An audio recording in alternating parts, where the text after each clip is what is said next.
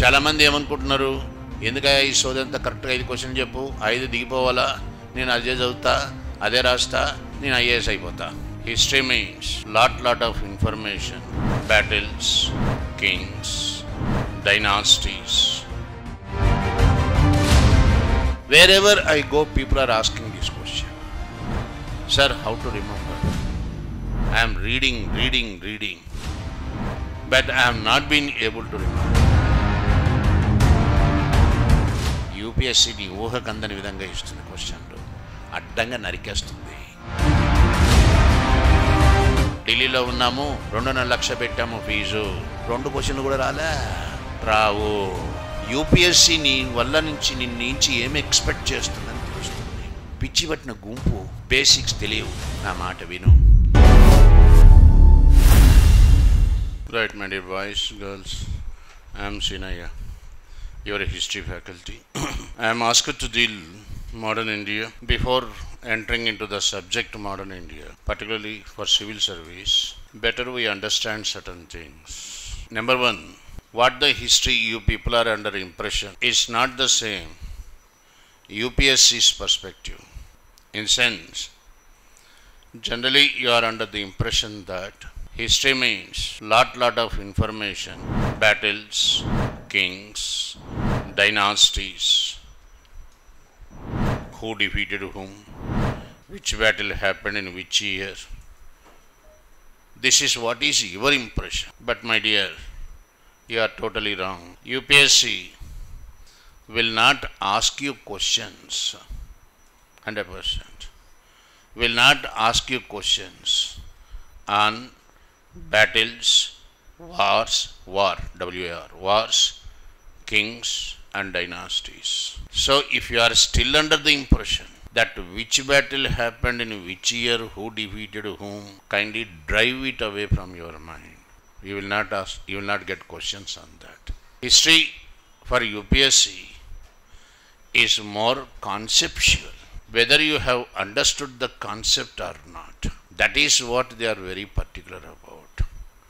That's why in the questions they are giving you the type of questions, asking you to judge the statement, whether the statement is correct or not, which of the following statements are correct or not. Unless you have a good understanding about that, you cannot pick up the right answer. So don't bother about, point is, don't bother about the question how to remember whatever that you read. ఇదొక పెద్ద సమస్య అయిపోయింది అన్నమాట ఎక్కడికి పోయినా. I hope that all of you follow Telugu. Anyone can't follow Telugu, my dear, here? Anyone can't follow Telugu? Doesn't matter, I will get back to you. Main problem is, wherever I go, people are asking this question. Sir, how to remember? I am reading, but I have not been able to remember. Problem is, you are reading for reading's sake. Are you understanding? నేను లైబ్రరీలో కూర్చుంటున్నా, ఊడబడుస్తున్నా, పొద్దునుంచి సాయంకాలం దాకా ఎరగదీస్తున్నా, ఇదే ఫీలింగ్లో ఉన్నారు. ఎవరిని మెప్పిస్తావు? ఎవరినో ఇంప్రెస్ చేయడానికి లైబ్రరీలో కూర్చోవట్లేదు కదా మనం. ఎవరినో మెప్పించడానికి కూర్చోవట్లేదు, ఎవరినో మెప్పించడానికి సివిల్స్లో రాలేదు. నీ కోసం నువ్వు వచ్చావు. Whole problem is, number 1, you are not studying out of interest. నీలో ఆసక్తి కొరవబడ్డది. నాకేం తెలీదు, తెలుసుకుంటా అనే దృష్టితో కూర్చో. ఏందో ఈ పుస్తకం ఏదో వచ్చింది చేతిలోకి, చూస్తా దీంట్లో ఏముందో. I don't know anything, I just wanted to learn. When you do it out of your interest, there is no chance of you forgetting. Number 1, UPSC wants involvement. How do you get involved?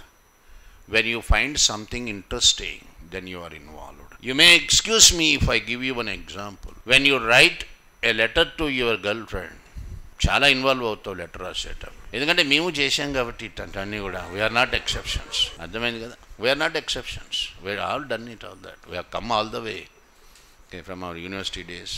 The way that you are involved, ఎంత చక్కగా involve అవుతావు, ఎంత నీట్గా present చేస్తావు కాన్సెప్ట్ని. Hand writing అంత నీట్గా ఉంటుంది. You take lot care. అవునా మై డియర్? దాంట్లో 1/10 కేర్ తీసుకున్నా నువ్వు సివిల్ సర్వీస్ కొడతావు. అర్థమైందా? ఓకే. This is involvement. ఎవరితో ఇన్వాల్వ్ అవ్వాలి నువ్వు? సరస్వతి అంటే not gender Saraswati here and there, you understand? ఒక అమ్మాయిని చూసుకొని అక్కడ ఇన్వాల్వ్ అయిపోబాక. సార్ చెప్పాడు సరస్వతితో ఇన్వాల్వ్ అవ్వమని, అది కాదు. Okay, it is difficult but cultivated. When I don't know anything, I'm interested, sky is the limit. What you civils, you can conquer the world. You will not forget it, but you read. So involvement is very important, number one. Next, closely connected with involvement, industry is equally important. I have seen, my dear, I have been telling people also, wherever I go I tell you. In my 30 years of teaching experience, I have seen students who failed 10th class twice, they had to become IAS. Completely blind, 90% blind. Complete blind in sense, 90% blind. Reddy, Srinivas Reddy, IFS. He is heading all the embassies in Delhi now. 90% blind, IFS. When he came to us, everyone put him down. Andaru ఆయన చూసి నవ్వారు. ఈయనేమవుతాడు, ఈయన good అయిన IFS ఏమవుతాడు? చివరిగా good అయినా అయినాడు IFS. Understand?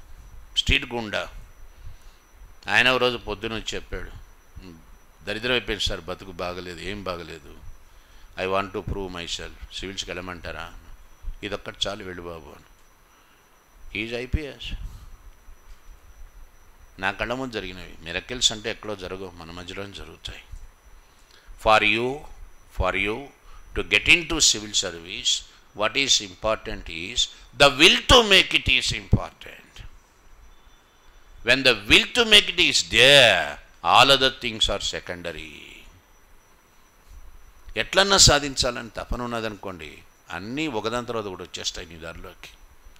ఆ తపన లేదన్నప్పుడు నేను రేపు నీకు క్వశ్చన్ పేపర్ ఇచ్చినా అది దిండు కింద పెట్టుకొని నిద్రపోతావు. ఇట్లాంటి వాళ్ళు కూడా ఉన్నారు. సో నీలో ఆ తపన ఉన్నదా? ఎట్లా చేయాలి, ఎట్లన్నా సర్వీస్ కొట్టాలి అని, you will definitely hit it. దీనికి ప్రధానమైనటువంటి అడ్డంకులు కూడా కొన్ని ఉన్నాయి. ఎందుకంటే సివిల్ సర్వీస్ క్లాస్ అంటే ముందు నేను ఇదే చెప్తాను ఎక్కడికి పోయినా కానీ, తర్వాత సబ్జెక్ట్ మాట్లాడతాను. సబ్జెక్ట్ ఎవరైనా మాట్లాడతారు. ముందు నీలో నీ మైండ్ సెట్ మారాలి. Civil service is a mind game. నమ్ము నా మాట విని. చాలామంది ఏమనుకుంటున్నారు, ఎందుకయ్యా ఈ సోదంతా కరెక్ట్గా 5 క్వశ్చన్ చెప్పు, 5 దిగిపోవాలా, నేను అదే చదువుతా, అదే రాస్తా, నేను IAS అయిపోతా. ఇట్లా కాలేరు. క్వశ్చన్లు దిగిపోవు, ఎగ్జాక్ట్గా అదే రావు, చదవంగానే అయిపోరు IAS. బుర్రలు పెట్టాలా? 90% బుర్ర పెట్టరు. They don't apply themselves. అక్కడ వీక్నెస్ ఆఫ్ ది క్యాండిడేట్. దాని మీదనే UPSC కొడుతుంది. చాలామంది ఎట్లా వచ్చేస్తున్నారంటే తండోపతండాలుగా సివిల్ సర్వీస్లోకి. డిగ్రీ అయిపోయింది, PG అయిపోయింది. డిగ్రీలోను PGలోను ఇది క్వశ్చను, ఇది ఆన్సరు, ఇది క్వశ్చను, ఇది ఆన్సరు, ఇది క్వశ్చను, ఇది ఆన్సరు. ఇవి మేము చదువుతాం, మీరు క్వశ్చన్లు అవే ఇవ్వాలా, మేము ఆన్సర్లు అదే రాస్తాం. ఏం ప్రొఫెసర్లు మార్కులు ఇరా, వేయకపోతే రా, బయటికి రా, చూసుకుంటాను నీ సంగతి ఏందో. యూనివర్సిటీలో దాదాగిరి చేస్తావు, గూండాగిరి చేస్తావు, మార్కులు వేసుకుని బయటకు వస్తున్నావు. నీ మార్కులకు విలువ లేదు. వాళ్ళు ఇచ్చిన నోట్స్ నుంచే వాళ్ళు క్వశ్చన్లు ఇస్తారు. మాకెందుకు ఈ తలకాయ నొప్పి అని. UPSC నీ ఊహకందని విధంగా ఇస్తుంది క్వశ్చన్లు, అడ్డంగా నరికేస్తుంది. ఇక్కడ 90% రాలిపోతారు. ఎందుకు రాలిపోతారు అని అంటే, బుర్ర పెట్టి ఆలోచించడం చేత కాదు. నీ అంతా నువ్వు ఆలోచించాలి. UPSC పాలసీ ఏమిటి అంటే, నా మాట చెప్తాను విను. UPSC పాలసీ ఏమిటి అంటే, set the question in such way candidate cannot answer in the exam hall on its own. వాడంతటా వాడు ఇమ్మీడియట్గా ఆన్సర్ చేయలేకుండా ఉండాలి. అట్లా చేయి క్వశ్చన్ పేపర్. అందుకే మీ అక్కలు, చెల్లెళ్ళు, మీ అన్నలు, తమ్ముళ్ళు, మేము గంగారాం, వాజీరాం, బొంగరాం, భోషాణం రాం అన్ని చోట్లకి తిరుగుతున్నాము, ఢిల్లీలో ఉన్నాము, 2.5 లక్షలు పెట్టాము ఫీజు. 2 క్వశ్చన్లు కూడా రావు 100%. నేను టెస్ట్ సిరీస్ జాయిన్ అయిపోయినా, ఇంకేదో దున్నుతున్నా, ఇంకోటి ఏదో ప్రోగ్రామ్ అంటే దానికి కూడా వెళ్ళిపోతా. పిచ్చిలాగా వెళ్ళిపోతున్నారు జనాలు. పిచ్చి పట్టిన గుంపు, బేసిక్స్ తెలియవు. నా మాట విను, ముందు బేసిక్స్ నేర్చుకో, ఓపిక పట్టు. ఫస్ట్ అటెంప్ట్లో కొట్టేయాలా? వాడెవడో కొట్టాడట, వాడేందుకు కొట్టింది? 5 ఏళ్ల నుంచి కొడుతూనే ఉన్నాడు, వాడు చెప్పడు. ముందు number 1, don't see these toppers interviews, they are grossly misleading.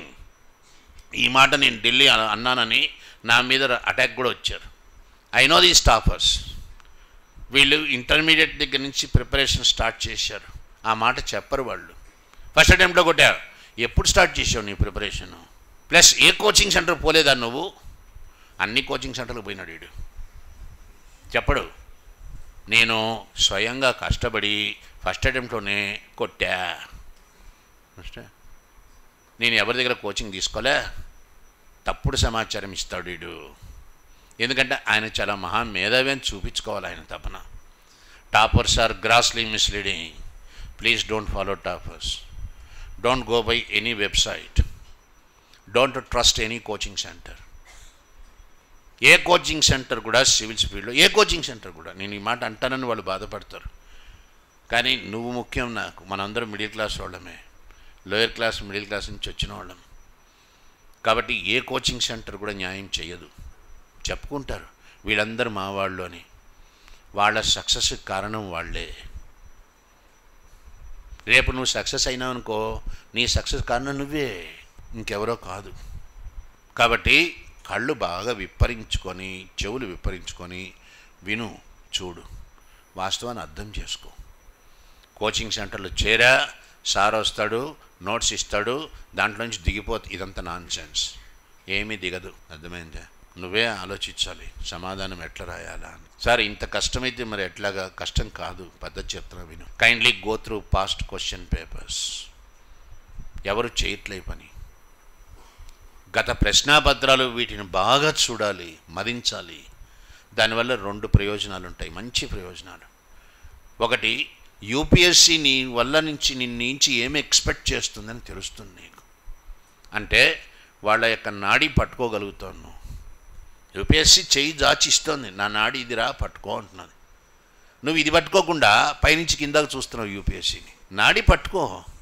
What is the expectation of UPSC, ఇది అర్థమవుతుంది నీకు. Where to prepare, how to prepare, which area from questions are being asked, ఇవన్నీ అర్థమవుతాయి. నెక్స్ట్ నెంబర్ 2, సెకండ్ అడ్వాంటేజ్ ఏంది? There is every possibility of same question being repeated again and again. For subjects like history, geography, ecology, static subjects, వాటిలో మార్పు ఏముండదు. Polity, వీటిల్లో questions ఇచ్చినవే మళ్ళీ repeat చేస్తున్నాడో చూసుకో. There is every possibility of the same question being repeated for every 4 years. ప్రతి 4 ఏళ్ల తర్వాత క్వశ్చన్ రిపీట్ అవుతుంటుంది సామాన్యంగా. అంటే UPSC does have a question bank. దాంట్లోంచి తీసిస్తాడు ఒక్కోసారి. కాబట్టి నా మాట విని ఇవన్నీ నువ్వే చూసుకోవాలా, నువ్వే చేసుకోవాలా. ఎవరి మీద ఆధారపడబాక. ఇవాళ కూడా ఒకడు మెసేజ్ పెట్టాడు, సార్ ఈ క్వశ్చన్కి ఆన్సర్ ఏంది చెప్పండి. నేను చెప్పను, నువ్వు రాయి, ముందు నువ్వు రాయి. బ్రహ్మాండంగా రాశాడు వాడు. అందుకే రాని నేను చెప్పండి. నువ్వు చాలా బాగా రాశావు. టాపర్ ఆన్సర్లో టాపర్ ఎట్లా రాస్తాడు అట్లా రాయమంటారా? వాడు రాశాడు, వాడిని ఇమిటేట్ చేయబాక. నువ్వు ఎట్లా రాస్తావు అట్లా రాయి. నువ్వు డిఫరెంట్, వాడు డిఫరెంట్. అందరి గురించి విను, కానీ డెసిషన్ నీదే అవ్వాలి. ఎందుకు చెప్తున్నా ఈ మాట అంటే, రెండో క్వశ్చన్ ఏమడుగుతారంటే, మొదటిది ఎట్లా రాయాలి అంటారు. నువ్వు ఎట్లా రాయదలుచుకున్నావో అట్లా రాయి. రెండోది ఏంటంటే, నా ఆప్షనల్ ఏంది అని అడుగుతారు.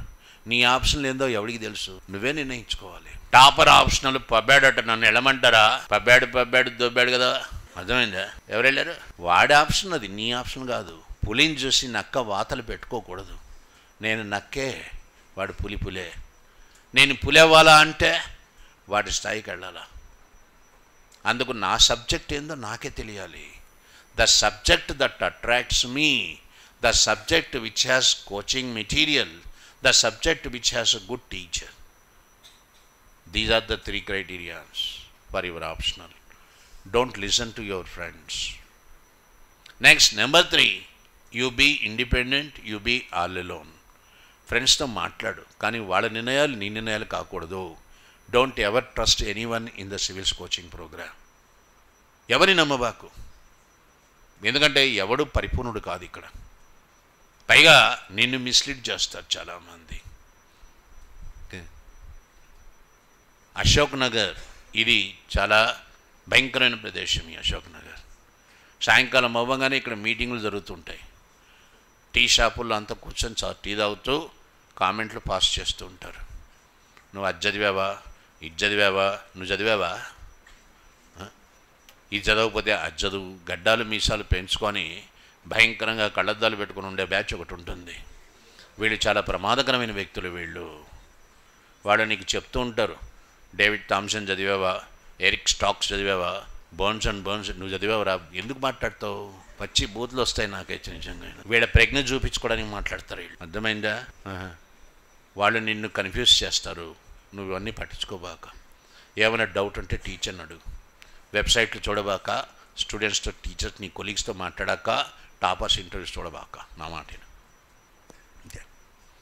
Grossly mislead. ఇవి జరుగుతున్న వాస్తవాలు ఇవన్నీ.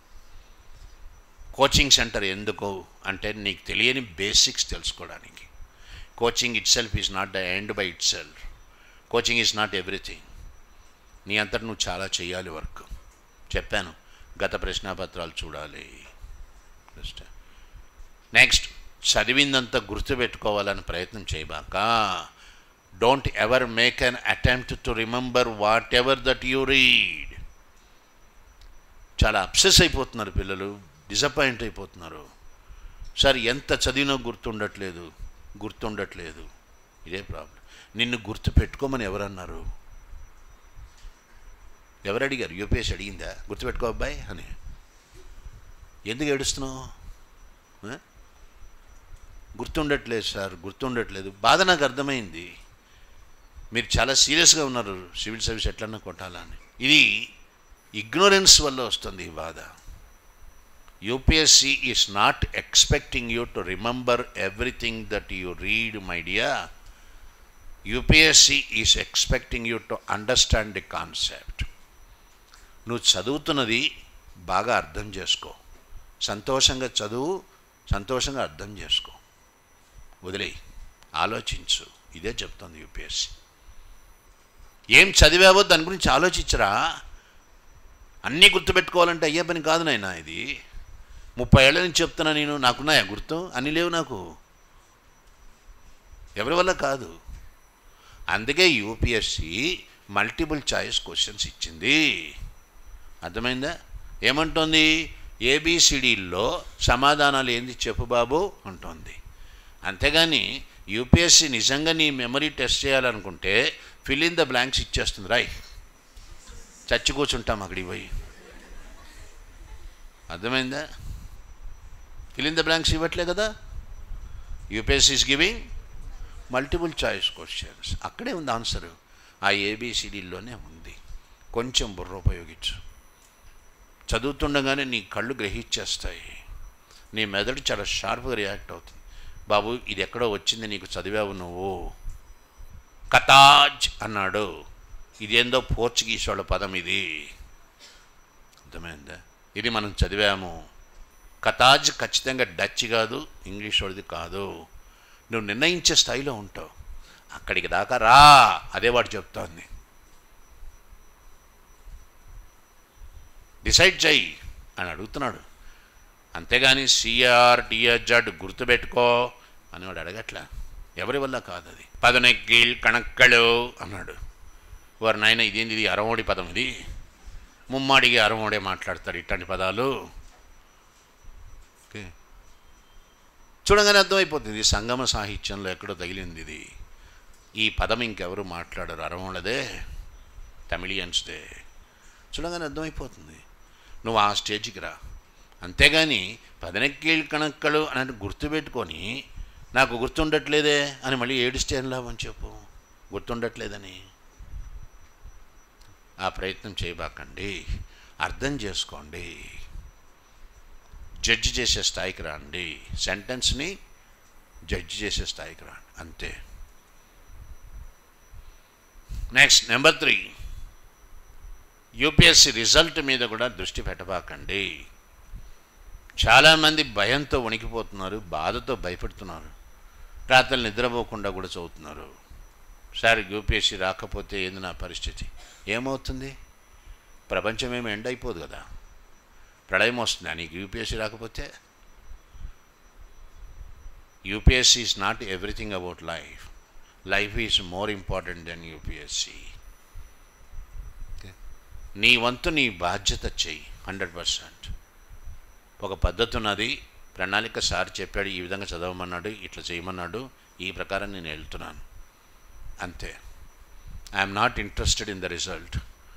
వాడు నన్ను క్వాలిఫై చేసినా సంతోషమే, చేయకపోయినా సంతోషమే, ఏ దిగులు లేదు.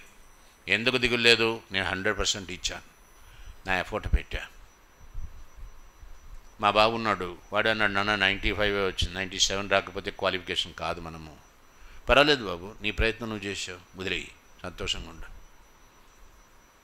You are disqualified, doesn't matter, because నేను చూశాను నువ్వు ఎంత కష్టపడ్డావు, వదిలే బాబు అంతే. నాకు ఐఏఎస్ రాకపోతే ఏమి కాదు.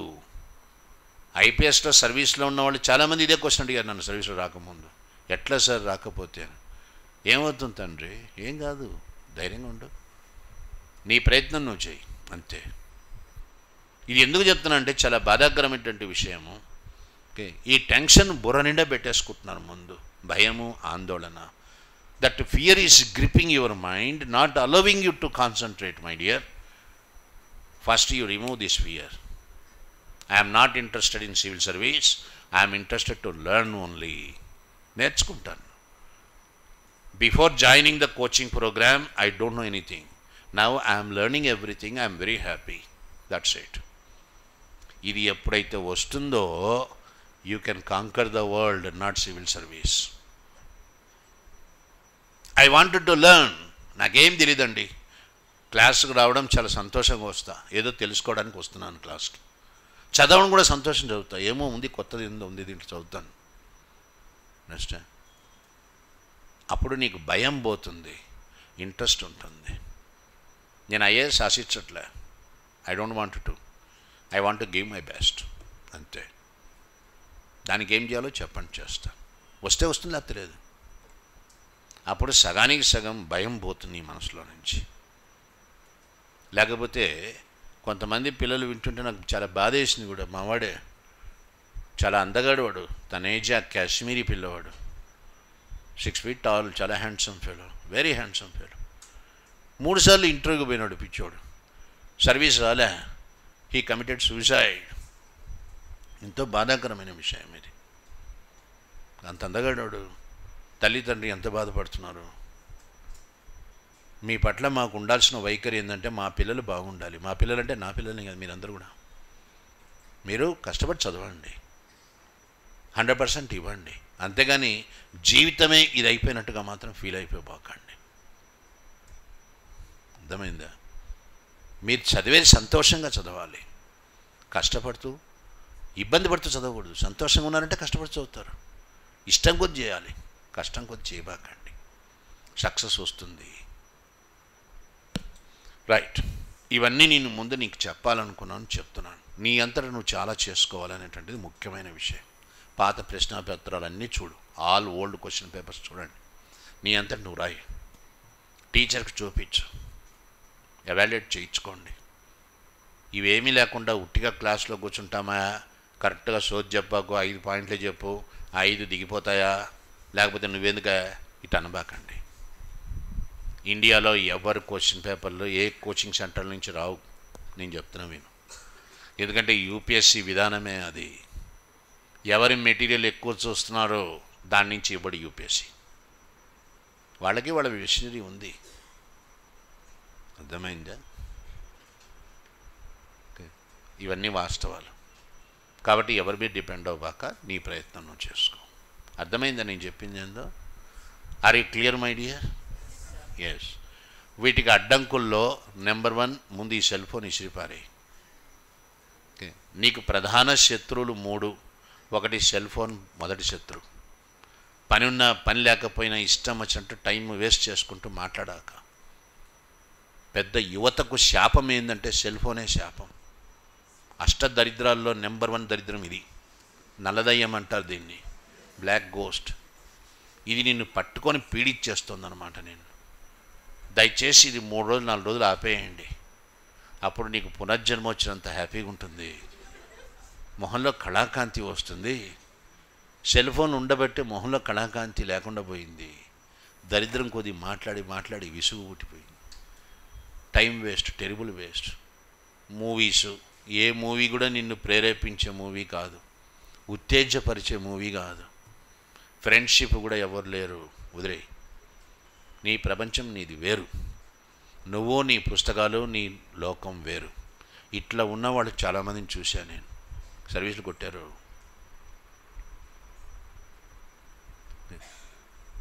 కోమలి చీఫ్ కమిషనర్ అమ్మాయి, IRS చెన్నై. ఫస్ట్ ఒకటే అటెంప్ట్ రాసించాను, ప్రిలిమ్స్, మెయిన్స్, వైవా, IRS. చాలు సార్, నాకు IRS తర్వాత ఏది వద్దన్నది వెళ్ళిపోయింది. ఎక్కడ నో నాన్ సెన్స్ అనమాట. ఎవరి మీద ఏమి డిపెండ్ అవ్వబాకు. నచ్చట్లేదా వెళ్ళిపో, నీ ప్రయత్నం నువ్వు చేసుకో. ఇది ఒక రకమైన కల్చర్, ఇది సంస్కారం, ఇది అలవర్చుకోను. సివిల్ సర్వీస్ రాసే వాళ్ళందరికీ IAS వస్తుంది కాదయ్యా. All candidates sitting for civil service won't make it into IAS, but definitely they get a culture. That culture is to SIT in a place for 2 hours, understand, observe and reflect. నేను చెప్పేది నువ్వు understand చేసుకోవాలి, గ్రహించుకోవాలి. ఏం చెప్పాడా అని దాని మీద విమర్శ చేయడం కూడా. ఇవి వచ్చిందంటే చాలు, సర్వీస్ అనంతరం అదే వస్తుంది. గ్రూప్ 2 రాస్తా, గ్రూప్ 3 రాస్తా, గ్రూప్ 4 కూడా వస్తుందట. అటెండర్ ఉద్యోగం వచ్చినా చాలే. ఇది క్రైమ్, ఇది నువ్వు నేరస్తుడు అవుతావు. నీకు కళ్ళు బాగున్నాయి, కాళ్ళు బాగున్నాయి, చేతులు బాగున్నాయి. కొడితే కుంభస్థలాన్ని కొట్టు, లేకపోతే ఇటువైపు రాబాక. బిట్ల కోసం క్లాస్లో కూర్చోబాక. సివిల్ సర్వీస్ అంటే బిట్ మేకింగ్ కాదు.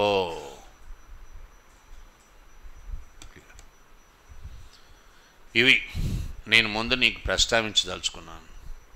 అర్థమైందని అనుకుంటాను. రైట్. ఇంకా మోడర్న్ ఇండియాలోకి వస్తే అర్థమైందాన్ని నేను చెప్పినవన్నీ గుర్తుపెట్టుకోబాగా. అదే కోచింగ్. కోచింగ్ అంటే దడదడ క్లాస్లోకి వచ్చేసేసి 4 బిట్లు చెప్పేసి 4 క్లాసులు అయిపోయినాయి, నోట్స్ రాసుకో అని వెళ్ళిపోవడం కోచింగ్ కాదు. ఏ ఫ్యాకల్టీ నేను మాట్లాడినట్టు మాట్లాడరు మీతో. నేను మీతో బాగా చొరవ తీసుకుంటాను, చనువు తీసుకుంటాను, వాస్తవాలు చెప్తాను. అదే కోచింగ్ నా దృష్టిలో. నిన్ను ముందు సంస్కరించాలి. ఇక్కడ సంస్కరిస్తే, ఇది సంస్కరించబడితే నీ దారి నేరుగా ఉంటుంది. నేను అది టచ్ చేయకుండా ఇంకా ఏం చెప్పినా నీకు సక్సెస్ రాదు. ముందు నిన్ను ఆ ట్రాక్లో పెట్టాలి. అండర్స్టాండ్? అప్పుడు నీ అంతా నువ్వే వెళ్ళిపోతావు. నా కోసం నువ్వు వెయిట్ చేయకూడదు, వెళ్ళిపోతావు. అందుకే అంటాను, వాళ్ళు అడిగినప్పుడు చెప్తాను నేను, పిల్లల్లో ఇంట్రెస్ట్ కలిగించాలి ముందు. ఇదిరా సబ్జెక్ట్ అంటే అనే భావన ఎప్పుడైతే వస్తుందో వాడు నీ కోసం ఆగడు. రాత్రి నిద్రపోతున్నాడు కూడా లేచి మళ్ళీ తీసి చదువుకుంటూ ఉంటాడు. అక్కడ దాకా నేను వాళ్ళని తీసుకొని వస్తే చాలు. That's enough for me. Right. Next, intelligence, industry. ఈ 2 డెడ్లీ కాంబినేషన్. సివిల్స్లో ఏది వర్కౌట్ అవుతుంది అంటే ఇండస్ట్రీయే వర్కౌట్ అవుతుంది, ఇంటెలిజెన్స్ కాదు. అందరూ ఇంటెలిజెంటే, కానీ all are not industrious. You are industrious and intelligent. Fantastic combination. ఇది కూడా గుర్తుపెట్టుకో. రైట్. ఇంకా మోడర్న్ ఇండియాలోకి వద్దాం. మోడర్న్ ఇండియాలోకి వస్తే ప్రయారిటీ ఎట్లా ఉంటుంది మోడర్న్ ఇండియాకి సివిల్స్లో? జనరల్గా మీకు క్వశ్చన్ పేపర్లో paper 1 prelims 100 questions. Of these 100 questions, role of history, ancient medieval 12 questions. Ancient and medieval versus modern. I mean, questions are divided between modern India ancient and medieval India. రెండు కలిసి ఉంటాయి, ancient and medieval. Ancient and medieval అనే మాట వచ్చింది అంటే అక్కడ cultural హిస్టరీయే ప్రధానంగా వస్తుంది. కల్చర్. మళ్ళీ చెప్తున్నాను, రాజులు, యుద్ధాలు, రాజవంశాలు, ఏ యుద్ధాలు ఎప్పుడు జరిగాయి, ఇది దిక్కుమాలిన చరిత్ర. యూపీఎస్సీ అడగదు కేటగారికల్. యుద్ధాల మీద అడగదు, సంవత్సరాల మీద అడగదు. అండర్స్టాండ్? ఏ రాజు ఏం చేశాడు ఇవన్నీ ఏం అడగరు. సమాజము, మతము, సంస్కృతి, వికాసము, cultural evolution, art, architecture, music, literature, painting, వీటి మీద క్వశ్చన్స్ ఉంటాయి ancient and medieval India in general. Akbar మీద ఎవరి మీద క్వశ్చన్ ఇచ్చినా కల్చర్ కాంట్రిబ్యూషన్ కింద ఇస్తాడు క్వశ్చన్, అంతేగాని యుద్ధాల పరంగా ఇవ్వరు. Very very rare. Next modern ఇండియాలోకి వస్తే హిస్టరీ పార్ట్లో సగానికి సగం క్వశ్చన్స్ మోడర్న్ ఇండియా నుంచి ఉంటాయి. అంటే for your understanding I'm telling you, out of 100 minimum 12 ఉంటాయి హిస్టరీలో.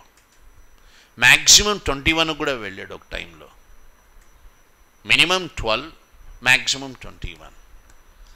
ఈ minimum 12 questions means 2-3 from ancient, another 2-3 from medieval, cultural history only. All other 6 questions from modern India, if it is minimum 12. Maximum 21, when it is maximum 21. Okay. Maximum of 8 questions, 4 from ancient, 4 from medieval, the rest from modern India. So modern India gets at the prelims level more than half of the history part of your GS questions. Modern India. That is the importance of modern India. At the mains level, cultural history, you will get 1 or 2 questions, short note questions, 30 marks. Modern India, another 2 questions, that means another 30 marks. Sometimes they give more than 2 also, 3 questions also, in the mains gender studies. So modern India is very, very, very important part of your civils preparation. Right. Then what are the important chapters? Importance wise chapters, number 1, freedom struggle. Kindly take down modern India, subheading important chapters. Number 1, freedom struggle. The last chapter of modern India, importance wise the first.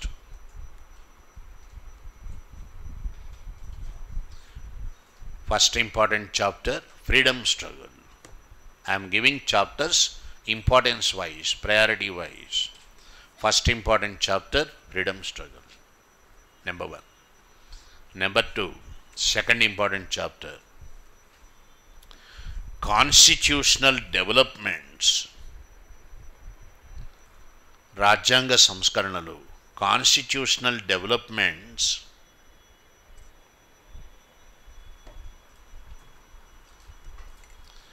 from 1773 Regulating Act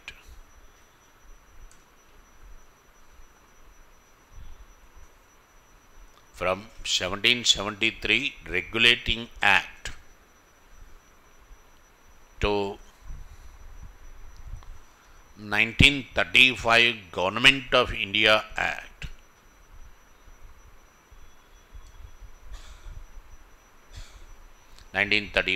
Government of India Act, second important chapter. దీని నుంచి క్వశ్చన్లు ఈ మధ్యకాలంలో ఎక్కువగా వస్తున్నాయి. Next number 3, third chapter, administrative policies.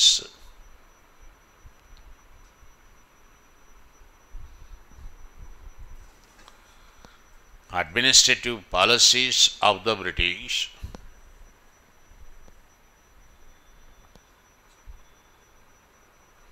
within brackets ఏమేమి వస్తాయి administrative policies కింద?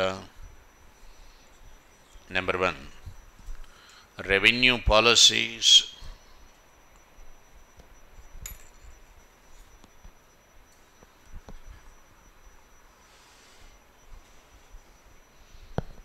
Number 2 judicial services,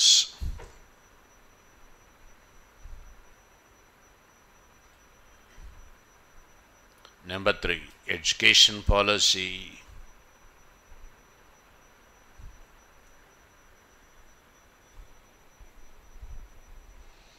and number 4 development of civil services. Development of civil services in modern India. Brackets close.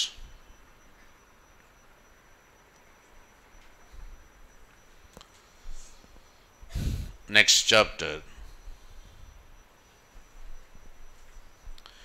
British economic policies.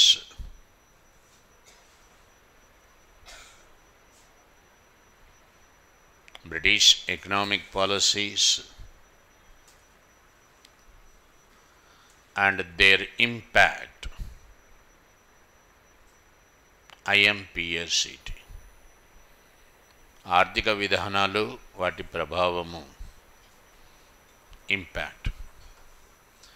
దాంట్లో within brackets revenue policy and commercial policy. Revenue and commercial policy.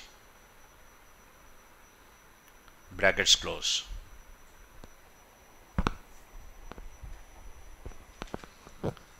Next chapter tribal movements, గిరిజన పోరాటాలు. Tribal movements, zamindari revolts, జమీందారుల తిరుగుబాట్లు, revolt, peasant movements, PEASANT, రైతాంగ ఉద్యమాలు, peasant movements, and civil rebellions, ప్రజా పోరాటాలు, civil rebellions, rebel, REBELLION, civil rebellions, full stop. Next chapter 1857 revolution, full stop. The leaders and the centers of the revolution. ఉద్యమ నాయకులు, కేంద్రాలు. Leaders and centers of the revolution. Important for prelims. That is important only for prelims. Leaders and centers.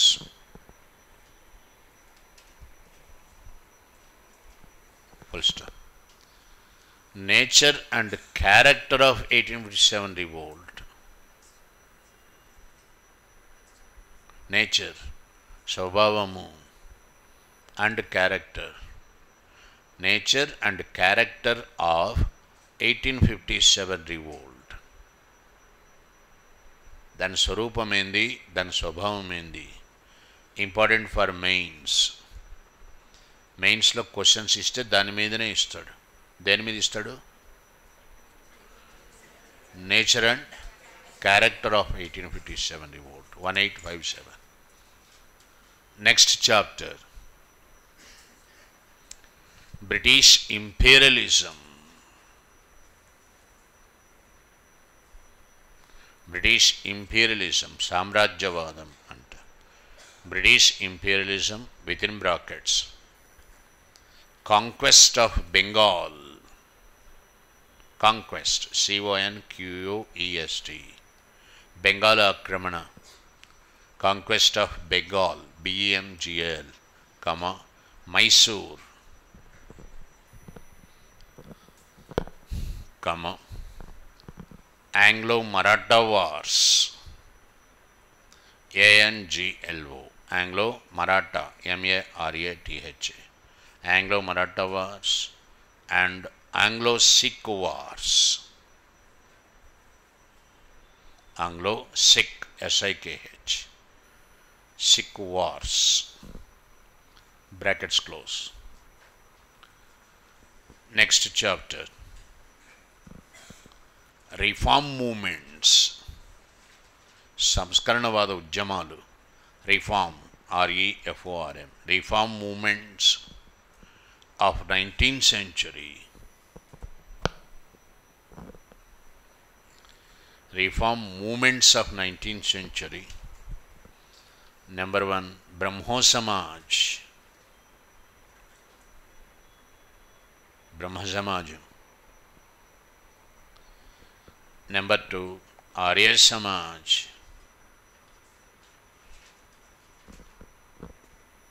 Number 3, Theosophical Society, Divyajnana Samajamu, Theosophical, THEO, SO, PHICAL, Theosophical, PHYCAL, Theosophical Society, and Aligarh movement, Aligarh, ALIGARH, Aligarh Ujjamamu, Aligarh movement, full stop. Parsi, PARSI, Parsi and Sikh, SIKH, Sikh reform movements, full stop. Lower caste movements, దిగువకుల పోరాటాలు, very very important. Lower caste movements,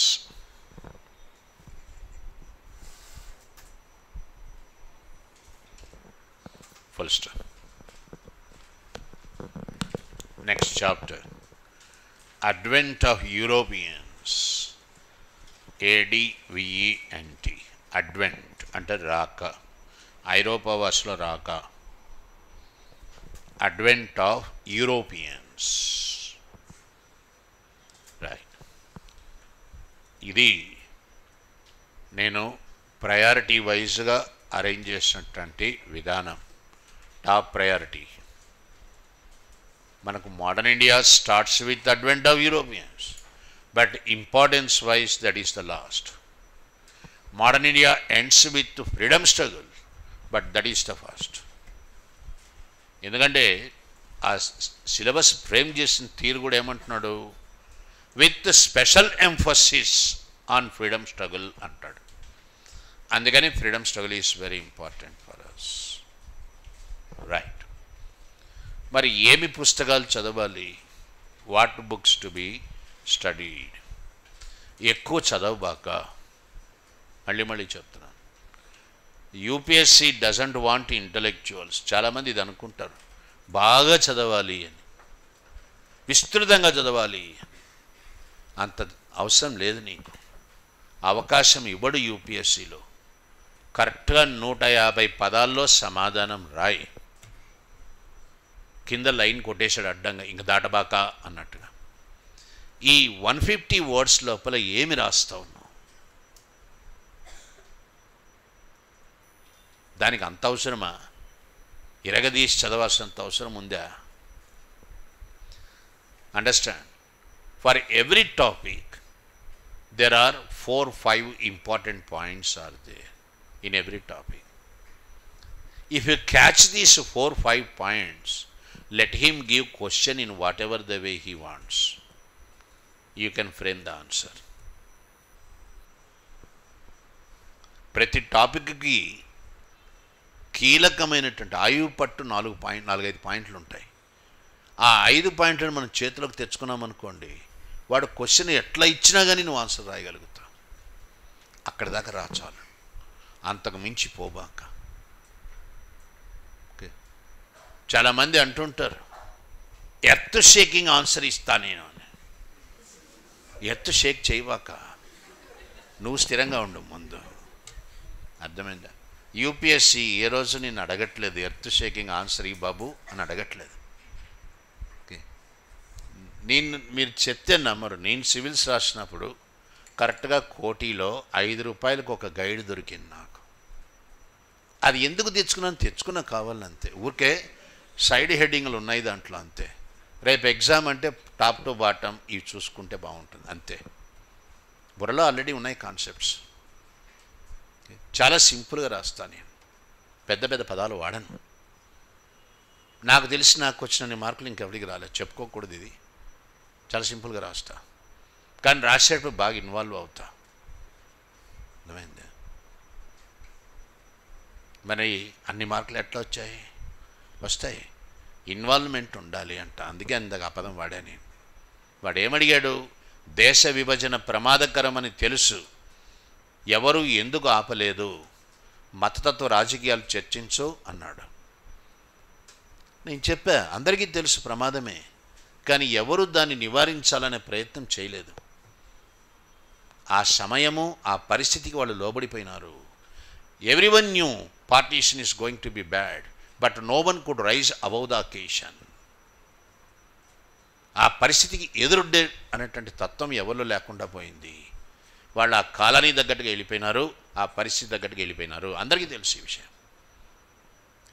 cigarette తాగడం ప్రమాదకరం, మద్యపానం సేవించడం ప్రమాదకరం, అయినా జనాలు తాగుతూనే ఉన్నారు. అట్లాగే కొన్ని చెడు అని తెలిసినా జనం చేస్తారు.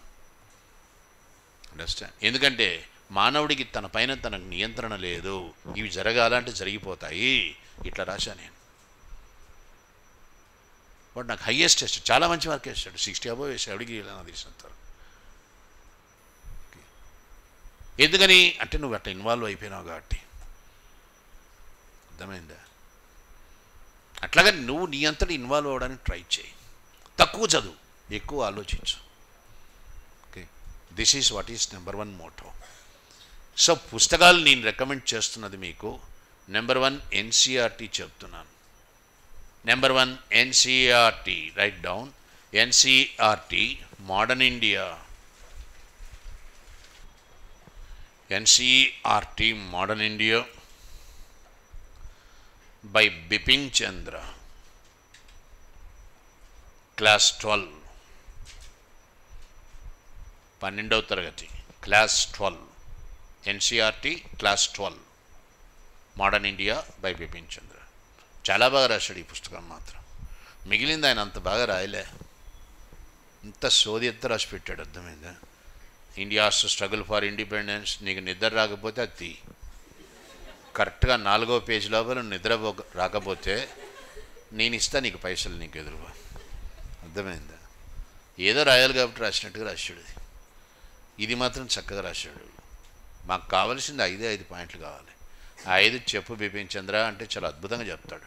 ఎన్సీఆర్టీ తీసుకోండి, దీని మించి పోబాకండి. 1 ప్రిలిమినరీలో ఇది బాగా పనిచేస్తుంది. మెయిన్స్లోకి వచ్చేసరికి కలోనలిజం అండ్ నేషనలిజం అని ఉంది. ఇంకోటి colonialism, COLONIALISM, COLONIALISM, colonialism and nationalism in modern India by Bipin Chandra. ఇది మెయిన్స్కు చాలా బాగా ఉపయోగపడుతుంది. దీంట్లో 5 చాప్టర్లు ఉంటాయి. చాప్టర్ అట్లాగే ఇస్తున్నాడు క్వశ్చన్ కింద. చాప్టర్ ఇచ్చేసాడు క్వశ్చన్స్ కింద మెయిన్స్లో. ఓకే, 5 చాప్టర్స్ ఉంటాయి. ట్రై చేయండి. పుస్తకం ఉందో లేదో నాకు తెలియదు మార్కెట్లో. Colonialism and nationalism in modern India, very well written book. Next number 3 Shekhar Bandyopadhyay. ఇది కూడా బాగుంది. Shekhar Bandyopadhyay modern India, right. Next Grover and Mehta, ఇద్దరు కలిసి రాశారు. ఈ పేర్లు వ్యక్తుల పేర్లు. GROVER, Grover. GROVER, Grover and Mehta, MEHATA. Grover and Mehta. Title modern India, పుస్తకం పేరు మోడర్న్ ఇండియా. ఇది చాలా అద్భుతంగా ఉంటుంది ఈ పుస్తకం. మెయిన్స్లో చాలా క్వశ్చన్స్కి సమాధానాలు దీంట్లో ఉన్నాయి. ఒపీనియన్స్ బేస్డ్గా ఇస్తాడు మెయిన్స్లో, అభిప్రాయాలు ఇస్తాడు. అది కరెక్టా కాదా, నీ అభిప్రాయం చెప్పు అంటాడు. అట్లాంటి క్వశ్చన్స్ అన్నీ దీంట్లో డీల్ చేశారు బాగా. గ్రోవర్ అండ్ మెహతా. చాలు, ఇక్కడికి ఆపండి. అర్థమైందా? మీరు స్పెక్ట్రమ్ చెప్పలేదే అని కొంతమంది ఆలోచిస్తున్నారు. మా దగ్గర స్పెక్ట్రమ్ బాగా ఉన్నది, పెద్ద పుస్తకము. ఓకే, స్పెక్ట్రమ్ నేను ఎందుకు చెప్పట్లేదు అంటే, స్పెక్ట్రమ్లో అంత ఫ్యాక్ట్సే ఉంటాయి, ఇంటర్ప్రిటేషన్ లేదు దాంట్లో. Only fact. కేవలం ఫ్యాక్ట్స్తోనే మనం ఎగ్జామ్కి వెళ్ళలేము, ఇంటర్ప్రిటేషన్ కూడా ఉండాలి. దాన్ని ఎట్లా అన్వయించుకోవాలి అనేటువంటిది అది గ్రోవర్ అండ్ మెహతా ఇస్తాడు, చాలా బాగా ఇస్తాడు. ఫ్యాక్ట్స్ ఇస్తాడు, ఇంటర్ప్రిటేషన్ ఇస్తాడు. రెండోది, నేను ఎందుకు చెప్పలేదు స్పెక్ట్రమ్ అంటే, NCERT plus Grover and Mehta ఈ రెండింటిని లేపుకొని వచ్చి రాయబడ్డ పుస్తకం స్పెక్ట్రమ్. అవునండి, మీరే గమనించండి. NCERTలో చాప్టర్లు ఎట్లున్నాయో, గ్రోవర్ అండ్ మెహతాలో చాప్టర్లు ఎట్లున్నాయో, ఆ వర్డింగ్తో సహా పారాగ్రాఫ్ లేపేశాడు. లేపి ఎగ్జాక్ట్గా అట్లాగే ఇస్తాడు. అట్లాంటప్పుడు ఇంకా స్పెక్ట్రమ్ చదవడం ఎందుకు, ఈ రెండు చదువుకోవడం బెటర్ కదా. ఇవి చూసుకోండి చాలు, ఇంతకు మించి నేనేం చెప్పను. ఓకే, అవి చెప్పలేదు ఇది చెప్పలేదు అని అడగబాక. నేను చెప్పను, నీకు టైం ఉంటే నువ్వు చదువుకో, సంతోషిస్తా. ఇవే చదువు అంతే. తెలుగు మీడియం వాళ్ళు, ఇది కూడా ఇంకో చాలా ముఖ్యమైన మాట, సార్ మాకు ఇంగ్లీష్ రాదు అని ఎవరు చెప్పరు. ఎందుకంటే భేషజం, కొంచెం ఈగో ఎక్కువ ఉంటుంది. ప్రాబ్లం ఏంది ఇక్కడ అంటే, ఇంగ్లీష్ మీడియం వాళ్ళు అని చెప్పుకునే వాళ్ళకి ఇంగ్లీష్ రాదు, తెలుగు మీడియం అనే వాళ్ళకి తెలుగు రాదు. ఇది కూడా ఉంది, రెండు రావు. తెలుగు రాదు, ఇంగ్లీష్ రాదు, హిందీ ఎట్లాగో రాదు. ఎవడికి ఏం రాదు, చివరికి అందరూ ఎగ్జామ్ హాల్లో కూర్చొని ఉంటారు. వాడు క్వశ్చన్ అర్థం కాకుండా ఇస్తాడు. అర్థమైందా? నీ ఊహకు అందని విధంగా క్వశ్చన్ ఇవ్వాలా. ఓకే, ముఖ్య ఎక్కడా అంటే ఇట్లా అని చూపిస్తా, కానీ UPSC అట్లా చూపించదు, ఇట్లా వస్తుంది ఇది అంటుంది. ఓకే, సమస్య అది. అందుకనే కొంతమంది నాకు తెలుసు, క్లాస్లో నేను ఇంగ్లీష్లో చెప్తున్నా అర్థం కాని పరిస్థితి ఉంటుంది. వాళ్ళు బయటపడరు, చూస్తూ ఉంటారు అంతే, రాయలేరు, ఒక ముక్క రాయలేడు. ఇట్లాంటి వాళ్ళు బాధపడాల్సిన పనేం లేదు తండ్రి, నా మాటినండి. ఇంగ్లీష్ నీ భాష కాదు, నా భాష కాదు, అది పరాయి భాష. అటువంటప్పుడు నువ్వు సిగ్గుపడాల్సింది ఏం లేదు ఇక్కడ. అయ్యా నేను తెలుగు మీడియం వాడినే అని చెప్పు, చక్కగా తెలుగు మీడియం పుస్తకాలు చదువుకో, తెలుగు అకాడమీ పుస్తకాలు చదువు. Doctor B R Ambedkar open university వాళ్ళు అద్భుతంగా రాశారు, చాలా బాగా రాశారు, వాళ్ళు చాలా బాగా రాశారు. ఆ పుస్తకాలు చదువుకో. ఇక్కడ భేషజానికి ప్లేస్ లేదు. ఇంగ్లీష్లో రాయబాక, నా మాట విను. నీకు ఇంగ్లీష్ మీద పదప్రయోగం సరిగా రావట్లేదు, సెంటెన్స్ ఫార్మేషన్ కుదరటం లేదంటే దయచేసి ఇంగ్లీష్ మీడియం పోబాకు. నీ మంచి కోసం చెప్తున్నాను నేను. తెలుగులోనే రాయి. మా పిల్లలు లేరా తెలుగు మీడియం వాళ్ళు IASలు కొట్టిన వాళ్ళు ఎంతమంది లేరు మా వాళ్ళు అంటే నేను AP సబ్జెక్టులో చెప్పేవాడిని. ఓకే, SC ST BC సామాజిక వర్గాల నుంచి వచ్చిన పిల్లలకి లాంగ్వేజ్ ప్రాబ్లం ఉంటుంది. మాకు ఉన్నింది ఆ ప్రాబ్లం చాలా కాలం వరకు. ఇప్పుడు అంటే ఐ కెన్ ఓవర్కమ్ అనేటువంటి మాట అనను నేను, కానీ ఉంది. గ్రామీణ ప్రాంతం నుంచి వస్తాం, అర్థమైందా? ఇటువంటప్పుడు నువ్వు భేషజం పెట్టుకోబాక, నా మాట విను. తెలుగు మీడియం మెటీరియల్స్ ఉన్నాయి, అవైలబుల్గా ఉన్నాయి, చక్కగా అవి చదువుకో. ఇక్కడ భేషజం లేదు. పదం పడినప్పుడు దాని జోలికి పోబాక. ఇంగ్లీష్ రాసి ఉద్ధరించాలని ప్రయత్నం చేయబాక. ఒకటి రాశాడు, ఒరే నువ్వే చదవరా, ఏమన్నా చదువుతున్నావు నువ్వు, ఒక్క సెంటెన్స్ కరెక్ట్గా ఉందా చెప్పు ఇక్కడ. అందుకే చెప్పాను, నువ్వు హిందీ మీడియం రాసుకోరా నాయన, నీకు దీన్ని ఇంగ్లీష్ మీడియం రాయబాక. నీకు నచ్చిన విధంగా నువ్వు ఉండాలి ప్రిపరేషన్. అర్థమైంది కదా. సో తెలుగు మీడియం వాళ్ళు అది చదవండి, ఇంగ్లీష్ మీడియం వాళ్ళు ఇది చదవండి. తెలుగులో అది చదివిన తర్వాత ఇది చదివితే చాలా సులభంగా కూడా అర్థమవుతుంది. కాబట్టి ఇక్కడ సిగ్గుకి భేషజానికి ప్లేస్ లేదు, మన కెరియర్ ముఖ్యం. రైట్, ఇంకా నేను డైరెక్ట్గా సిలబస్లోకి వెళ్ళిపోతాను. ఇవన్నీ ముందు మీకు చెప్పాలా, అందుకని చెప్పేశాను, నా పాత్ర అయిపోయింది.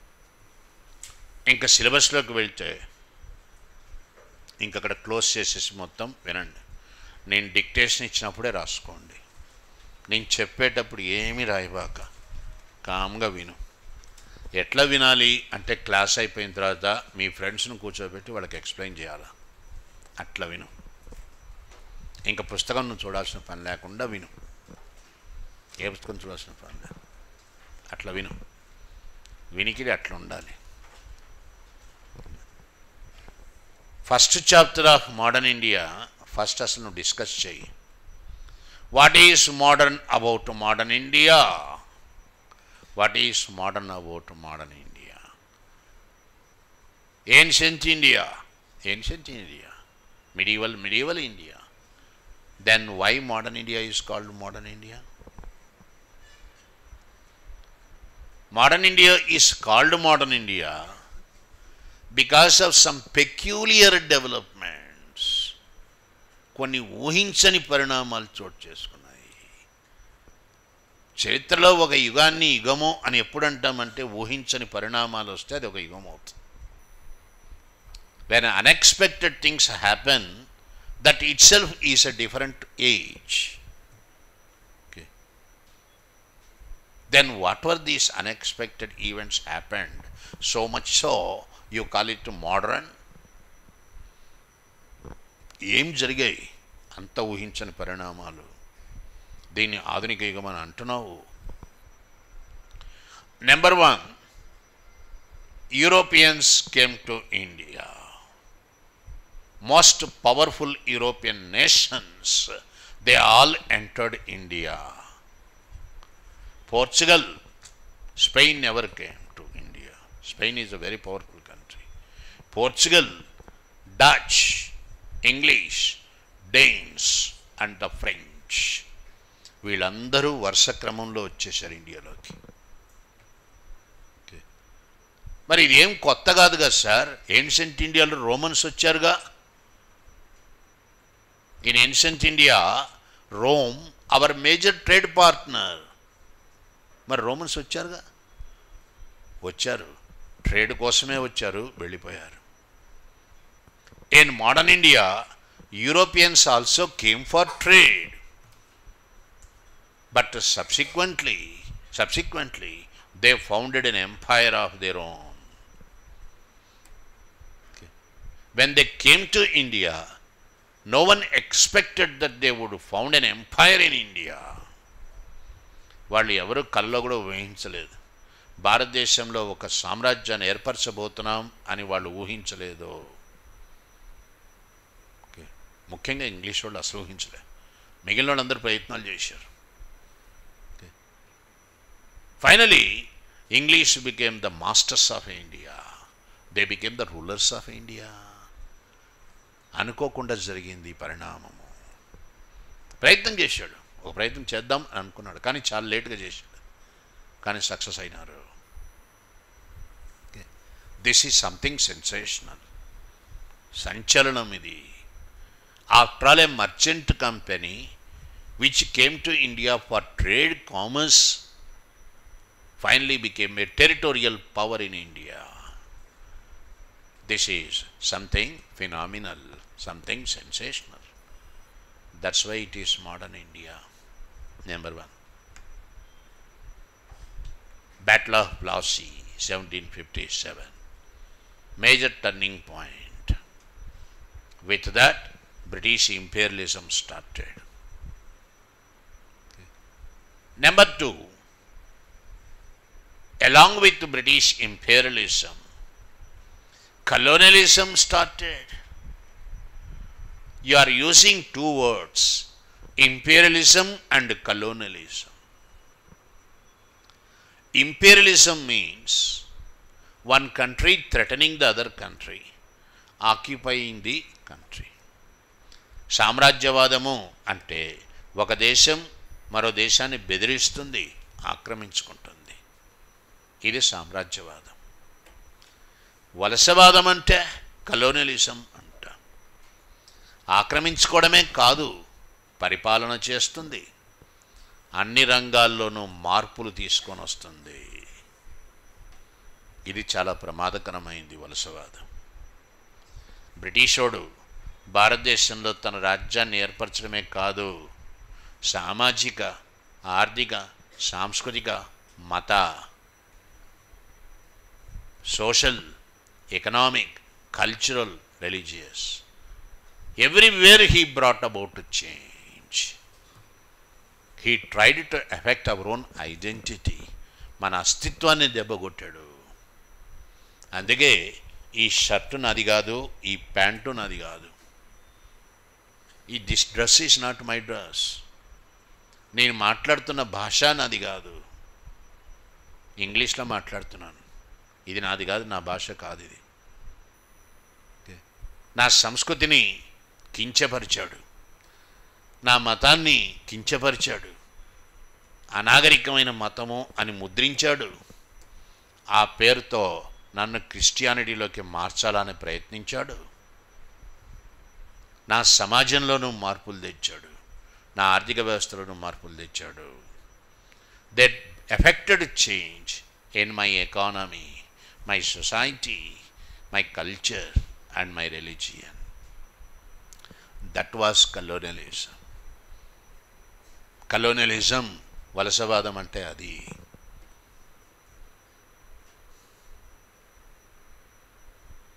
Before 1757, class, all of you remember, India, world's richest economy.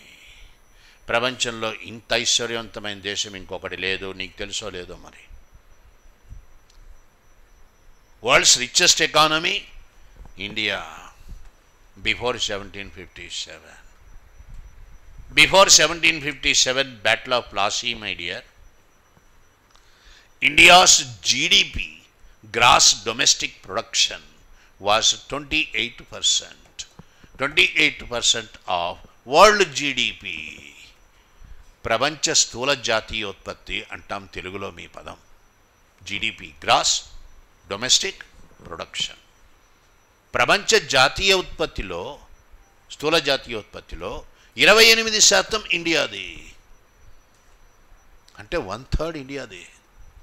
అంత ఐశ్వర్యవంతమైన దేశం. What was the contribution of India for international trade? International trade, అంతర్జాతీయ వ్యాపారంలో ఇండియా కాంట్రిబ్యూషన్ ఎంత? 24%. అంటే 1/4 ఇండియా నుంచే వస్తుంది వ్యాపారము. అరే ఇది ఊహించశక్యం కాని విషయం ఇది. Dhaka, Chinsura, Kasim Bazar, Murshidabad, Patna, Machilipatnam, Uppada, బయానా, Circars, Surat. Surat, the richest city. Can you believe it? Bengal annual income 1.87 crores to the Mughal emperor. ఐరోపా దేశాలకు అడక్కదిన దేశాలు అవి. వాళ్ళకి నాగరికత లేదు, ఇంత గొప్ప సంపద లేదు వాళ్ళకి. Understand? This is the greatness of India.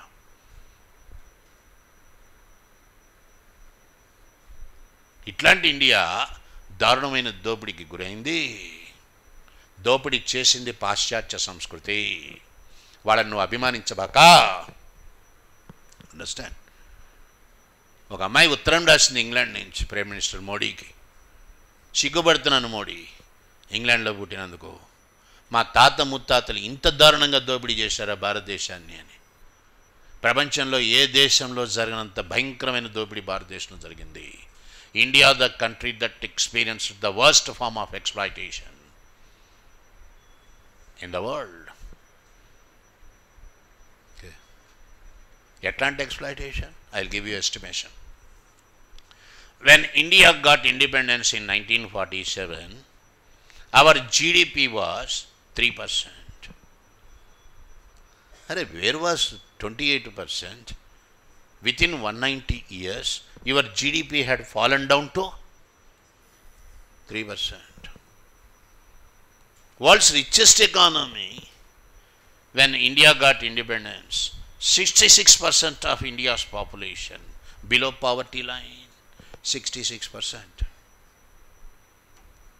ఇంత దారుణమైన దోపిడీ ఇంకెక్కడ జరగలేదు. That is why modern India. Why modern India? India lost its commercial, trade, prosperity and superiority. అరే ఒక దశలో tsar Alexander, Peter the great, Russia పాలకులు పీటర్ ద గ్రేట్, ఆయన బహిరంగ ఇచ్చాడు statement, trade with India is trade with the world. ఎవరి కొటేషన్ ఇది? Peter the great. ప్రపంచంతో వ్యాపారం చేయాలా అనుకునేదానికి బదులు ఇండియాతో వ్యాపారం చేయి, అదే ప్రపంచంతో వ్యాపారం చేయడం. ఇంత ఐశ్వర్యం ఏ దేశంలో అయినా ఉందా? Only India. ఇది సర్వనాశనం అయిపోయింది ఈ ఐశ్వర్యం మొత్తం కూడా. మనకు ఆకలి చావులు మిగిలాయి, వాడికి భోగభాగ్యాలు మిగిలాయి, వాడికి తిండికి లేదు. మనం పండించిన పంటలంతా వాడే తీసుకెళ్ళాడు. వాళ్ళు బతికారు, మనం చచ్చాం. అండర్స్టాండ్? ఇది జరుగుతూనే వచ్చింది, స్వాతంత్రం వచ్చే వరకు కూడా జరుగుతూనే వచ్చింది. ఇది ఇంత మార్పు వచ్చింది ఇండియాలో. Next, drain of wealth happened. What is drain of wealth? Drain of wealth means migration of resources. వనరులు ఒక దేశం నుంచి ఇంకో దేశానికి వలసపోవడము. మీరు అడగచ్చు నన్ను, సార్ మొహమ్మద్ గజ్నీ 17 సార్లు దాడులు చేశాడు కదా సార్. 17 కాదు, వాడు ప్రతి సంవత్సరం వచ్చేవాడు. నీకు తెలిసి 17 సార్లు, తెలియకుండా ప్రతి సంవత్సరం వస్తాడు వాడు. హిస్టరీలో రికార్డ్ అయింది 17 సార్లు. రికార్డు కాకుండా ప్రతి సంవత్సరం వస్తాడు వాడు. వింటర్లో వస్తాడు వాడు, చలికాలం ఈ టైంలో వస్తాడు వాడు, దోచుకొని వెళ్ళిపోతాడు. నీకు తెలిసింది 17 సార్లే. మరి మొహమ్మద్ గజ్నీ దోపిడీ చేసినప్పుడు ఇండియా వనరులు వలసపోలేదా? పోలేదో. No drain of wealth when Mohammed Ghazni attacked India 17 times. Why? How do you say that is not drain of wealth? అది డ్రైన్ ఆఫ్ వెల్త్ కాదని ఎట్లా చెప్తావు? ఎట్లా చెప్తాం అంటే, మొహమ్మద్ గజ్నీ వచ్చింది గజ్నీ నుంచి వచ్చాడు. ఇది ఆఫ్ఘనిస్తాన్లో భాగం. ఇది ఆఫ్ఘనిస్తాన్ ఇండియాలో అంతర్భాగము. అర్థమైందా? మౌర్యుల కాలం నుంచి మొఘలుల కాలం దాకా ఆఫ్ఘనిస్తాన్ పార్ట్ ఆఫ్ ఇండియా. అసలు లేవు ఇవి. ఆఫ్ఘనిస్తాన్, బలూచిస్తాన్, పాకిస్తాన్ ఇవన్నీ ఏమీ లేవు. 1947 తర్వాత వచ్చాయి. మీకు తెలుసు కదా, 47 పార్టీషన్ అయిపోయిన తర్వాత వచ్చాయి ఇవన్నీ. అంతకుముందు ఇవన్నీ ఏం లేవు. ఆఫ్ఘనిస్తాన్ మన వెస్టర్న్ బార్డర్. సో గజ్నీ ఏమి దోచుకున్న పాయింట్ ఏమిటంటే అది ఇండియాలోనే ఉండిపోయింది. తర్వాత విడిపోయినాం, అది వేరే విషయం.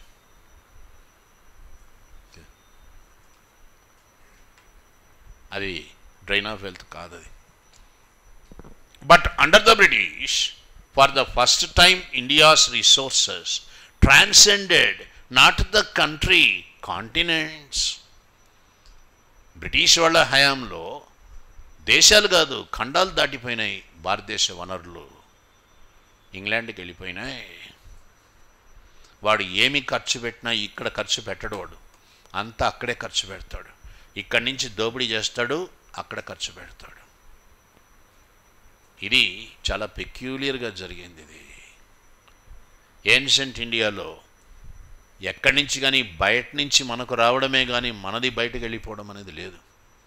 మీకు చెప్పే ఉంటారు, ప్లినీ ద ఎల్డర్. ఓకే, ఆయన న్యాచురల్ హిస్టరీ అనే గ్రంథం రాస్తాడు. రోమ్ నుంచి భారతదేశానికి సంపద వలసపోతున్నది.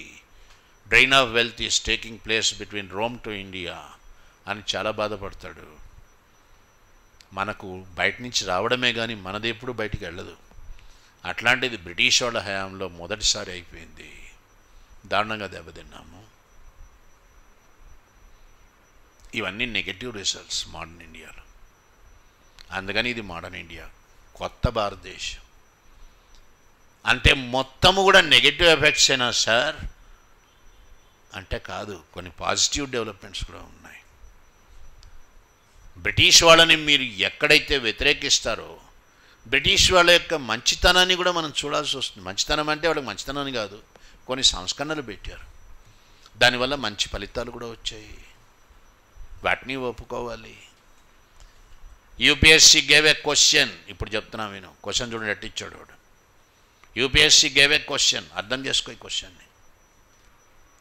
India liberated her fetters and bonds with western hammers. Discuss. ఏం అర్థమైంది బొంగి ఇక్కడ? ఎవడికి అర్థం కాదు. 15 మార్కులకి ఇచ్చాడు క్వశ్చన్. ఆప్షన్ వాళ్ళే నోళ్ళు ఎలా పెడతారు. నువ్వేం రాస్తావు? India liberated her fetters and bonds with western hammers. దీన్ని తెలుగులోకి ట్రాన్స్లేట్ చేసుకుంటారు మనోళ్ళు. తన బంధాలను ఐరోపా నుంచి వచ్చిన సుత్తులతో విడగొట్టుకుంది. సుత్తి ఏంది ఇక్కడ? హ్యామర్ అంటే సుత్తే కదా. సుత్తి పెట్టి కొట్టుకున్నాడు. ఎవరు కొట్టుకున్నాడు, ఎందుకు కొట్టుకున్నాడు, ఏందిది అని ఆలోచిస్తారు మనోళ్ళు. అర్థమైందా? యూపీఎస్సీలో జరుగుతున్న పెద్ద మోసం ఇది. బాధపడాల్సిన విషయమే. నేను వాళ్ళకి చెప్పాను ఢిల్లీలో, నేనేం భయపడిన అక్కడ. అరే మీకు క్వశ్చన్ అర్థం కాకపోతే హిందీలో ట్రాన్స్లేట్ చేసి ఇస్తున్నారు రా, అందుకు మీకు అడ్వాంటేజ్. మా వాళ్ళకి అడ్వాంటేజ్ లేదు. మాకు హిందీ రాదు, ఇంగ్లీష్ అర్థం కాదు. అర్థమైందా? ఈ ప్రశ్నని నేను చాలాసార్లు వేశాను. మీరు కూడా మీకు తెలిసిన రాజకీయ నాయకుల దగ్గర ప్రస్తావించండి. మాకు సిగ్గుశరం లేని ఎంపీలు ఉన్నారు, ఒక 42 మంది ఉండేవాళ్ళు ఒకప్పుడు. వాళ్ళకేం సిగ్గుశరం లేదు వాళ్ళకి, అర్థం కదా. పాపం అరవోడు నెత్తి నోరు కొట్టుకొని చెప్పాడు. అరవోడిని అభిమానించాలా అనేది ఇందుకే. మా కేసీఆర్ని కూడా నేను అభిమానిస్తాను. పాపం కేసీఆర్ కూడా అన్నాడు, ఇదేంది ఈ విధానము అని. నువ్వు ఎగ్జామ్కి కూర్చుంటున్నావు, నేను ఎగ్జామ్కి కూర్చుంటున్నా. నేను తెలుగు మీడియం వాడిని, నువ్వు హిందీ మీడియం. నువ్వు నార్త్ ఇండియా నుంచి వచ్చావు, నేను సౌత్ ఇండియా నుంచి వచ్చా. నీకు క్వశ్చన్ అర్థం కాకపోతే హిందీలో ఇస్తున్నాడు, మరి నాకెవరు ఏమి ఇవ్వట్లేదే. మార్కులు అట్లా వదులుకుంటున్నాను నేను సివిల్స్లో. ఈ మాట ఎవరు ప్రస్తావించరు, ఎందుకు ప్రస్తావించట్లేదో నాకు అర్థం కావట్లేదు. చాలా నష్టం అవుతుంది ఇది. ఈ మాట నేను ఢిల్లీలో అంటే నా మీద వ్యాఖ్యానాలు రాసేశారు. ఈడు టుకడే టుకడే గ్యాంగ్ మెంబరో, టుకడే గ్యాంగ్ అట. నేను టుకడే గ్యాంగే, రాసుకో, ఏం రాసుకుంటావు. నేను అడిగే తప్పు మాట్లాడుతున్నానా? మాట్లాడుతున్నా, కరెక్టే మాట్లాడుతున్నా. ఎందుకు ఈ బయాస్డ్ అవుట్లుక్, పక్షపాత వైఖరి? ఇది సౌత్ ఇండియా రాష్ట్రాల మీద ఉన్నది ఈ పక్షపాత వైఖరి. ఇది వాస్తవం. ఇది సారే జహాं से अच्छा नहीं है. తీసేయి, ముందు హిందీ తీసేయి. ఎవడికి కష్టమో అందరికీ కష్టమే, ఎవడికి అడ్వాంటేజో అందరికీ అడ్వాంటేజ్ ఉండాలి. కాంపిటేటివ్ ఎగ్జామ్ అంటే అదే కదా. తీసేయి, అప్పుడు చూడు తెలుస్తుంది ఎవరు ఎక్కువ మంది వస్తారు సెలక్షన్స్. సో ఇట్లా క్వశ్చన్స్ క్రిటికల్గా ఇస్తాడనమాట. అందుకే నేను చెప్తున్నాను, నువ్వు ఆలోచించడం నేర్చుకో, క్వశ్చన్స్ చూడు.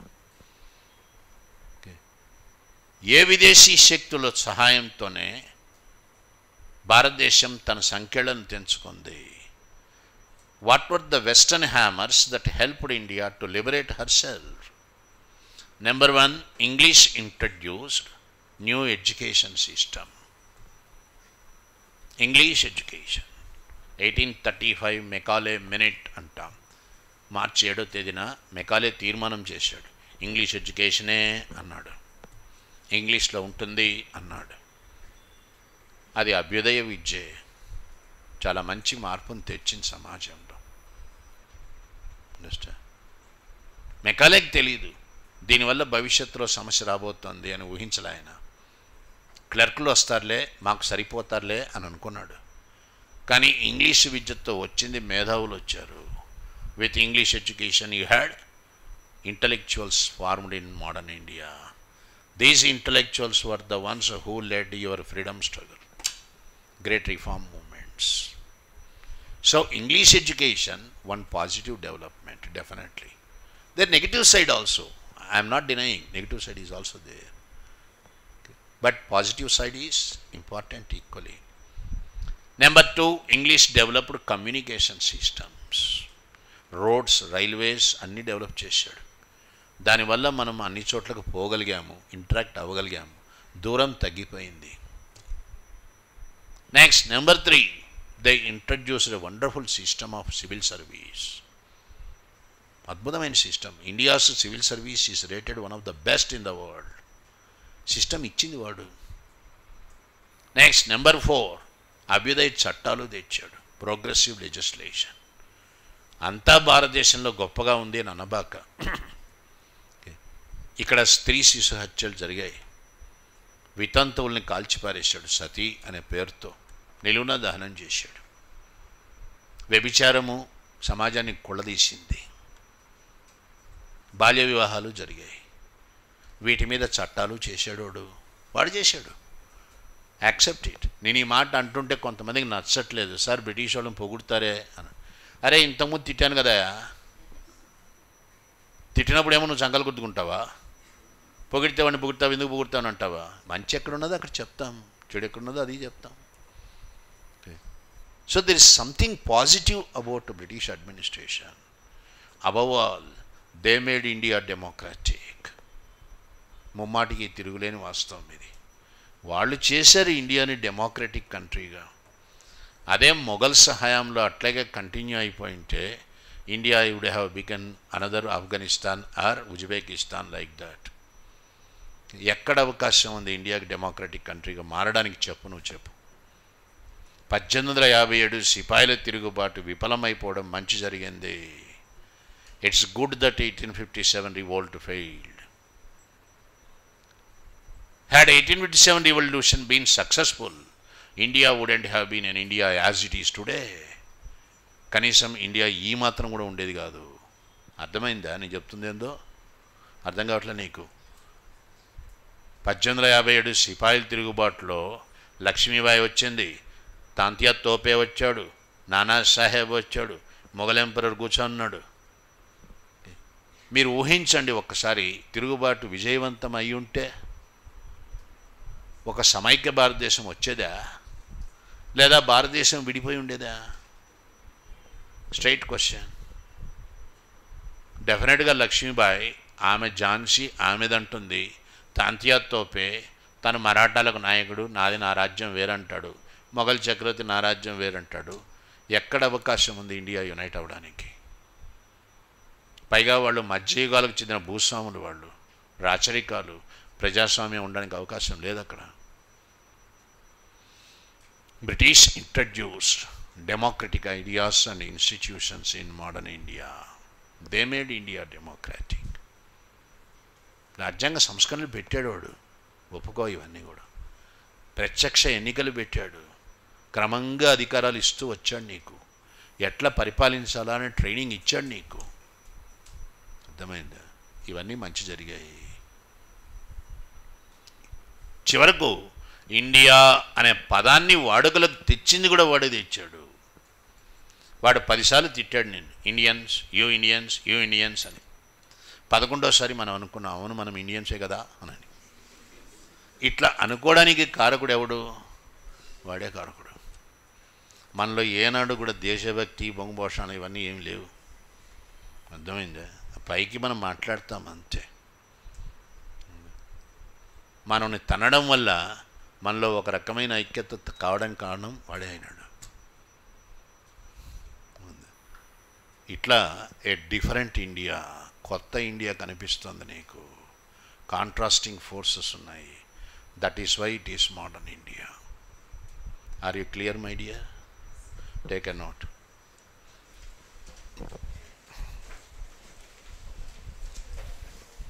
Write down. Modern India is called modern.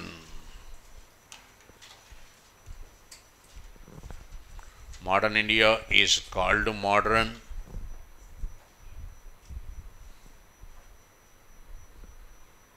Called modern for the reasons, underlined reasons.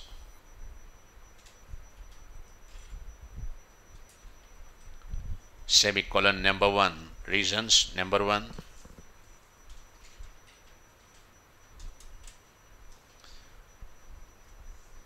European countries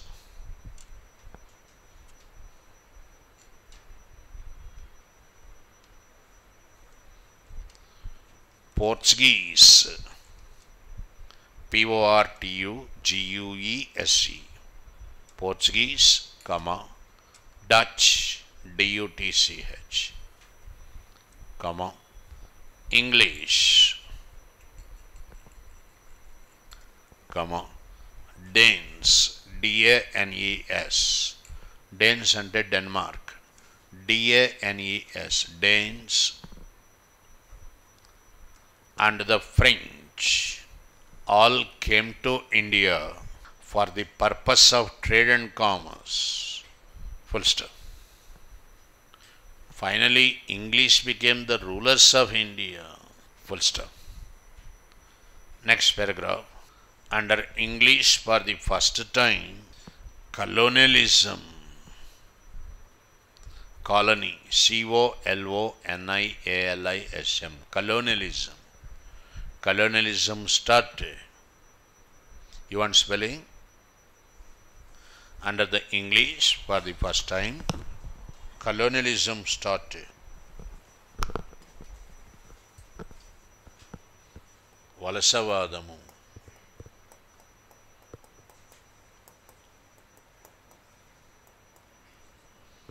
Colonialism started. Full stop. Under colonialism,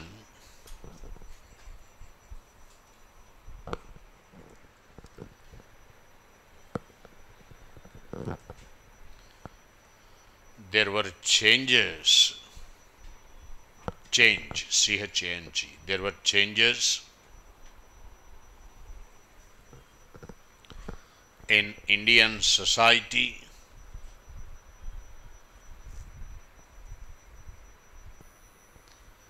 comma, polity, P-O-L-I-T-Y, comma, economy, culture, and even religion.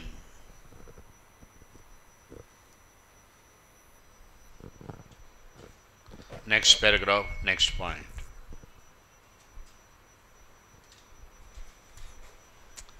Most important development was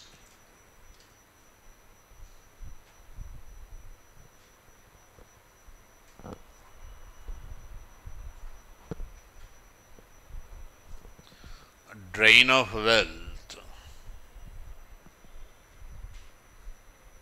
D-R-A-I-N, drain, D-R-A-I-N, drain of wealth, W-E-A-L-T-H, వనరులు వలసపోవడం, drain of wealth, underline drain of wealth. Before 1757,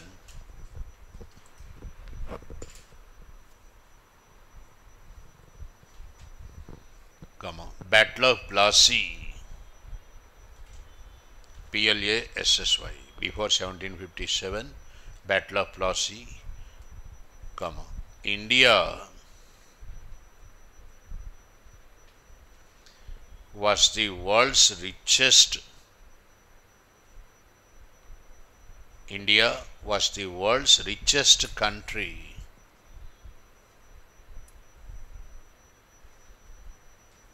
First, its GDP was, India's GDP, మూడు capital letters, GDP was 28%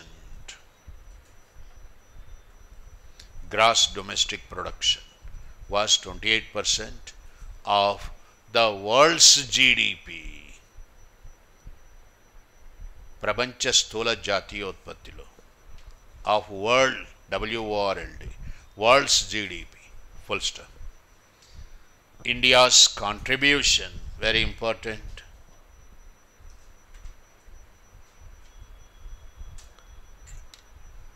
India's contribution for international trade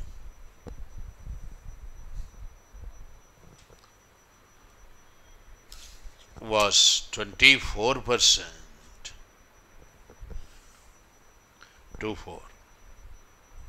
Mark this, questions అడిగారు దీని మీద, full stop. However,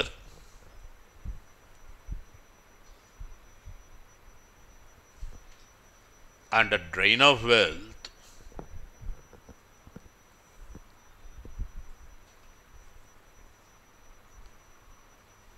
worst form of exploitation, WORST, worst form of exploitation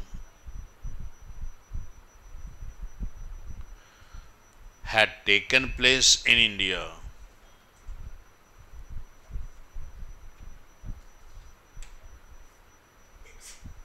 worst form of exploitation had taken place in India, full stop. In 1947,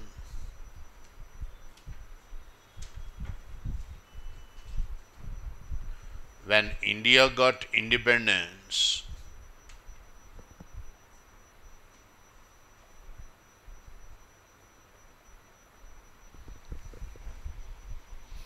our GDP had fallen down to, our GDP had fallen down to 3%, and 66%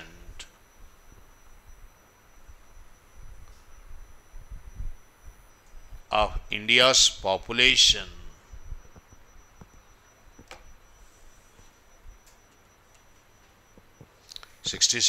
of India's population remained under poverty, remained under below poverty line, BOP,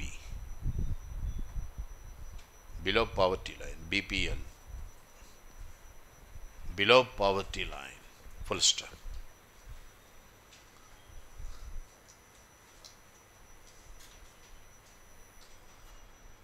Next paragraph. Drain of wealth. Next paragraph. Drain of wealth never happened in India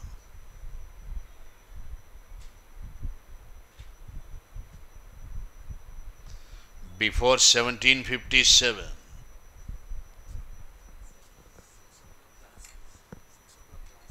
Class unda aapemantara? Right. Okay.